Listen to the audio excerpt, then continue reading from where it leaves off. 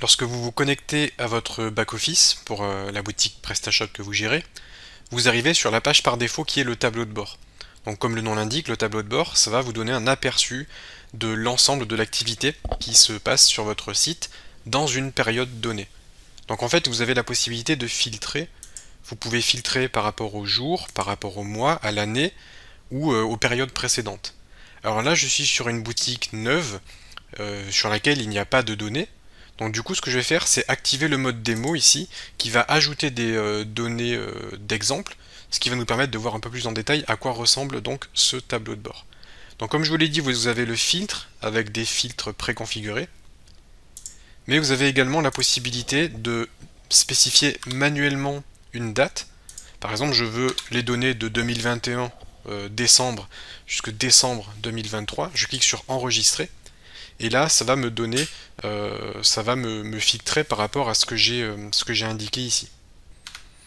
Alors, ce que vous avez sur la gauche au niveau de l'aperçu de l'activité, c'est le nombre de visiteurs en ligne au cours des 30 dernières minutes. Donc ici vous allez pouvoir voir qui a visité votre site, combien de personnes ont visité votre site dans la dernière demi-heure. Vous avez le nombre de paniers actifs dans les 30 dernières minutes, ce qui va vous permettre de voir rapidement par rapport au nombre de visites combien ont créé des paniers. Vous avez les informations ici en attente, donc le nombre de commandes en attente, le nombre de retours ou d'échanges en attente, les paniers abandonnés, les produits qui sont en rupture de stock. Donc là, c'est des informations importantes qui nécessitent une action de votre part. Et si vous cliquez sur un des liens, vous atterrissez sur la page avec le détail, mais ça j'y reviendrai dans une autre vidéo, mais vous allez atterrir sur la page dont il est question ici, sur votre tableau de bord. Alors, au niveau des notifications, vous avez le nombre de nouveaux messages et le nombre de notes d'avis qui ont été postés sur les produits. Vous avez les informations sur votre base client, donc le nombre de nouveaux clients, le nombre de nouveaux abonnements à la newsletter et combien se sont abonnés à votre newsletter. Vous avez en dessous des informations de trafic. Donc là, dans l'idée, il faut avoir configuré le plugin Google Analytics. Et si vous avez installé ce module Google Analytics, vous aurez la possibilité d'accéder directement aux détails dans les paramètres du module. Et vous avez rapidement les informations sur le nombre de visites et les sources de trafic. Quels sont les principaux sites qui vous apportent du trafic. Donc voilà pour ce petit panel de gauche. Vous avez la possibilité de cliquer sur le petit engrenage ici pour configurer. Et vous avez la possibilité de modifier certains réglages pour afficher les informations selon vos propres filtres. Et si vous faites ça, vous pouvez cliquer ici pour actualiser, rafraîchir les données. Donc là ici vous avez rapidement les informations sous forme de graphique sur vos ventes, les paniers moyens, les transformations, donc le pourcentage de transformation. Donc là sur cet exemple on voit qu'en décembre il y a eu beaucoup plus d'achats proportionnellement.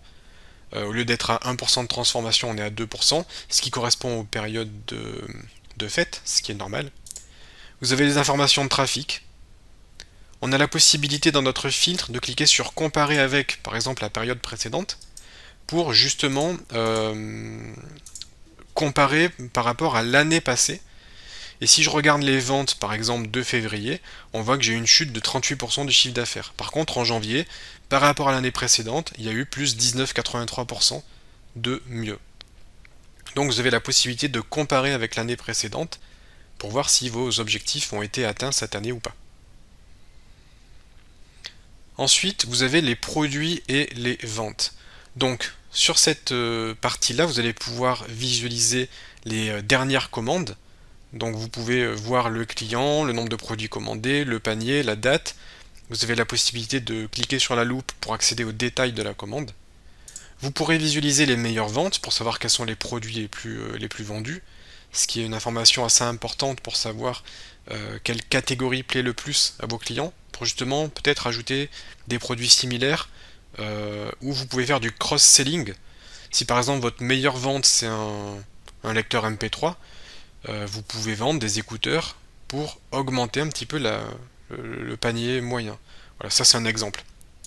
Vous avez les produits les plus vus par vos clients et vous avez les recherches Donc tout ça, c'est des statistiques importantes pour savoir qu'est-ce qui a du succès sur votre boutique, pour justement pouvoir optimiser votre panier. En dessous, vous avez le tableau de bord avec les chiffres. Donc là, j'ai mis la période 2021-2023 plus comparé à la période précédente. Donc là, ça va s'étaler enfin, on a les 2 années, même les 3 années, et on peut voir les ventes. Et comme j'ai coché la période précédente, on voit que en bleu foncé c'est la période actuelle et en bleu clair c'est la période précédente, et on peut voir en détail. Bon là c'est un petit peu fouillis puisque j'ai mis une période beaucoup trop grande, mais si on met par exemple juste le mois, alors peut-être le mois c'est pas assez, je vais mettre l'année. Bon, on y voit un tout petit peu plus clair, mais là on a donc les détails du nombre de ventes pour chaque jour. Donc quand je fais glisser mon curseur de souris, on voit que je peux visualiser chaque jour de chaque mois, de chaque année, le nombre de ventes, et comparer par rapport à la période précédente. On a le nombre de commandes, on a rapidement les informations par rapport à la période précédente si le nombre a augmenté ou chuté. Donc là on voit qu'il a un peu diminué, mais par contre le panier moyen a un petit peu augmenté. On a les visites, le taux de transformation, c'est-à-dire par rapport au pourcentage de visiteurs, enfin par rapport au nombre de visiteurs, quel est le pourcentage qui ont acheté. Donc quand on est entre 1,5 et 2%, c'est la normale. Et le bénéfice net qui est calculé par rapport à vos charges, par rapport au coût des produits. Pour 7 millions de ventes, on a à peu près 2 millions de bénéfices nets. Donc voilà pour la présentation de ce tableau de bord.